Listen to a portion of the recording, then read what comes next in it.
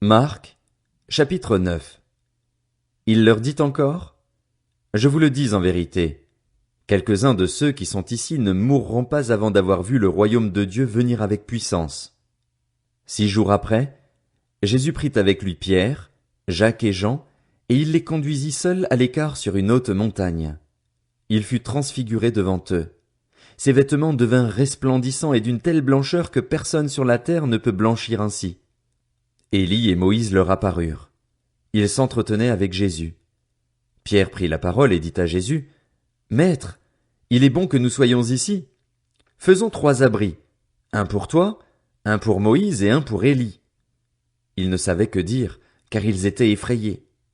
Une nuée vint les couvrir, et de la nuée sortit une voix: Celui-ci est mon fils bien-aimé. Écoutez-le. Aussitôt les disciples regardèrent tout autour, et ils ne virent plus que Jésus seul avec eux. Comme ils descendaient de la montagne, Jésus leur recommanda de ne dire ce qu'ils avaient vu à personne jusqu'à ce que le Fils de l'homme soit ressuscité. Ils retinrent cette parole, se demandant entre eux ce que signifiait ressusciter. Puis ils lui posèrent cette question: Pourquoi les spécialistes de la loi disent-ils qu'Élie doit venir d'abord? Il leur répondit: Élie doit venir d'abord pour rétablir toutes choses. Et pourquoi est-il écrit, à propos du Fils de l'homme, qu'il doit souffrir beaucoup et être méprisé? Mais je vous le dis, Élie est déjà venu et ils l'ont traité comme ils ont voulu, conformément à ce qui est écrit à son sujet. Lorsqu'ils revinrent vers les disciples, ils virent autour d'eux une grande foule et des spécialistes de la loi qui discutaient avec eux. Dès que les gens virent Jésus, ils furent surpris et accoururent pour le saluer. Il leur demanda: De quoi discutez-vous avec eux? Un homme de la foule lui répondit: Maître, je t'ai amené mon fils qui a un esprit muet. Partout où l'esprit s'empare de lui, il le jette par terre. L'enfant écume, grince des dents et devient tout raide. J'ai prié tes disciples de chasser l'esprit et ils n'ont pas pu. Génération incrédule, leur dit Jésus, jusqu'à quand serai-je avec vous? Jusqu'à quand devrais-je vous supporter? Amenez-le-moi. On le lui amena. Dès que l'enfant vit Jésus, l'esprit l'agita avec violence. Il tomba, et il se roulait par terre en écumant. Jésus demanda au Père: Depuis combien de temps cela lui arrive-t-il? Depuis son enfance, répondit-il, et souvent l'esprit l'a jeté dans le feu et dans l'eau pour le faire mourir. Mais si tu peux faire quelque chose, viens à notre secours, aie compassion de nous. Jésus lui dit: Si tu peux. Tout est possible à celui qui croit. Aussitôt le père de l'enfant, en larmes, s'écria: Je crois, Seigneur, viens au secours de mon incrédulité. Voyant accourir la foule, Jésus menaça l'esprit impur en lui disant: Esprit muet et sourd, je te l'ordonne, sors de cet enfant et n'y rentre plus. L'esprit sortit de l'enfant en poussant des cris et en le secouant très violemment. L'enfant devint comme mort, de sorte que beaucoup disaient qu'il était mort, mais Jésus le prit par la main, le fit lever, et il se tint debout. Quand Jésus entra dans la maison, ses disciples lui demandèrent en privé: Pourquoi n'avons-nous pas pu chasser cet esprit? Il leur dit: Cette espèce-là ne peut sortir que par la prière et par le jeûne. Ils partirent de là et traversèrent la Galilée.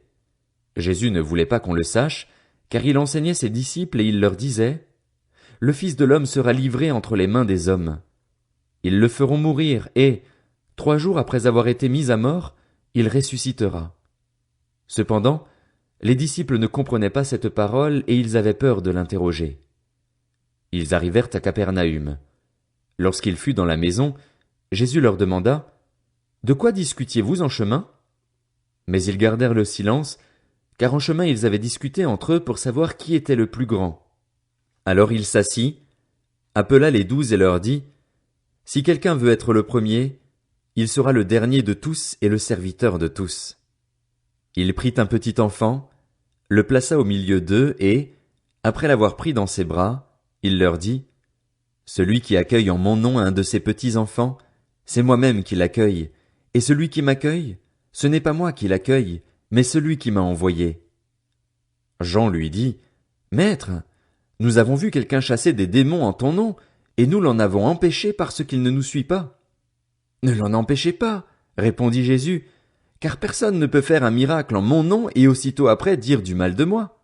En effet, qui n'est pas contre nous est pour nous. Et celui qui vous donnera à boire un verre d'eau en mon nom, parce que vous appartenez à Christ, je vous le dis en vérité, il ne perdra pas sa récompense. Mais si quelqu'un fait trébucher un seul de ces petits qui croient en moi, il vaudrait mieux pour lui qu'on attache à son cou une grosse meule de moulin et qu'on le jette à la mer. Si ta main te pousse à mal agir, coupe-la. Mieux vaut pour toi entrer manchot dans la vie que d'avoir les deux mains et d'aller en enfer, dans le feu qui ne s'éteint pas, là où le ver ne meurt pas et où le feu ne s'éteint pas. Si ton pied te pousse à mal agir, coupe-le. Mieux vaut pour toi entrer boiteux dans la vie que d'avoir les deux pieds et d'être jeté en enfer, dans le feu qui ne s'éteint pas, là où le ver ne meurt pas et où le feu ne s'éteint pas. Et si ton œil te pousse à mal agir, arrache-le. Mieux vaut pour toi entrer dans le royaume de Dieu avec un seul œil que d'avoir deux yeux et d'être jeté dans l'enfer de feu, là où le ver ne meurt pas et où le feu ne s'éteint pas. En effet, tout homme sera salé de feu et tout sacrifice sera salé de sel. Le sel est une bonne chose, mais s'il perd sa saveur, avec quoi la lui rendrez-vous? Ayez du sel en vous-même et soyez en paix les uns avec les autres.